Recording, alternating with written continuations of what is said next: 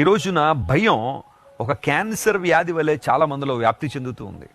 భయంకర పరిస్థితుల్లోనికి నెట్టివేయబడ్డానికి కారణం వారు ఎదుర్కొన్న సమస్య కాదు, ఆ సమస్య ద్వారా ఉత్పన్నమవుతున్న భయం ద్వారా ఇంకా తీవ్రమైన పరిస్థితుల్లోకి నెట్టివేయబడుతున్నారు.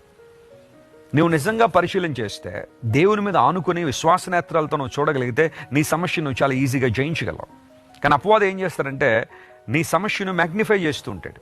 ఇంక నువ్వు జయించలేవు, ఇంక అయిపోయింది, ఇదే చివరి అవకాశం, ఇదే చివరి సమస్య, ఇంక నీ జీవితం ముగించబడిపోయింది, నువ్వు బయటికి రాలేవు, ఈ సమస్య నుంచి, ఈ వ్యసనంలోంచి నువ్వు బయటికి రాలేవు, ఈ అవమానంలోంచి నువ్వు బయటికి రాలేవు. నీ సమస్యను ఎక్కువగా చూపి అపవాదుని కృంగదీస్తుంటే ప్రభు అన్నాడు, నా వైపు చూడు, నీ సమస్య నుండి విడుదలిస్తాను. ఆపత్కాలమున దేవుడు తన పర్ణశాలలో నన్ను దాచిపెడతాడు. తన పర్ణశాల, ఇంగ్లీష్లో పెవిలియన్ అనే మాట రాయబడింది. నాకు అపాయం వచ్చినప్పుడు, నాకు ఆపద వచ్చినప్పుడు దేవుడు తన పర్ణశాల నా కోసం తెరుస్తున్నాడు.